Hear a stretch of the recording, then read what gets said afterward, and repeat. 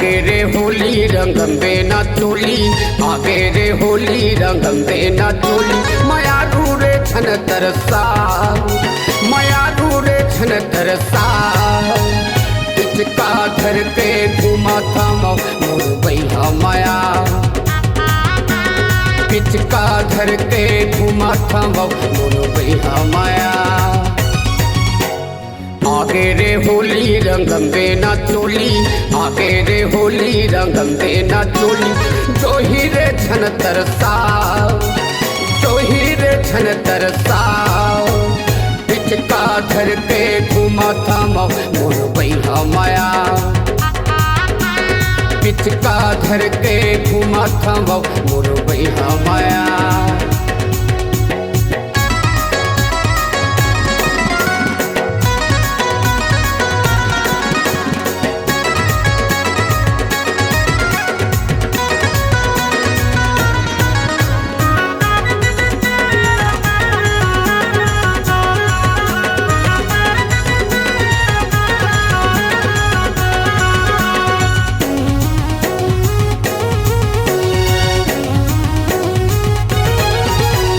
सिट्ठा सिट्ठा जिंदगी माया रंग घोर दे, तीर मत आगे घड़ी इलू इलू बोल दे।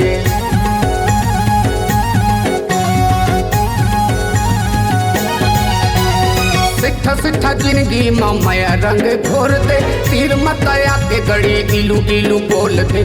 तीर मत आगे घड़ी इलू इलू बोल दे। लेके आहूँ डोली तोर घर मावो गोरी, लेके आहूँ डोली तोर घर मावो गोरी। अब धन तहा तरसा, अब तहा धन तरसा। पिचका धर के घुमा था मोर बैहा माया, पिचका धर के घुमा था मोर बैहा माया।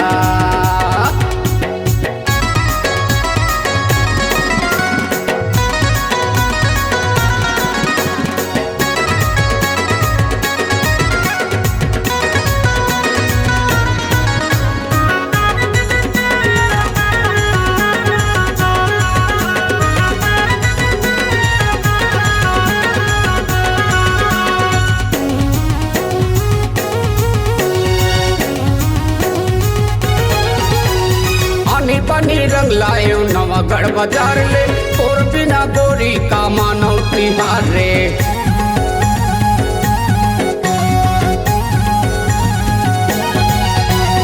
आनी पानी रंग लायो नवा गढ़ बाजार ले, और बिना गोरी का मानो तिहार रे, और बिना गोरी का मानो तिहार रे।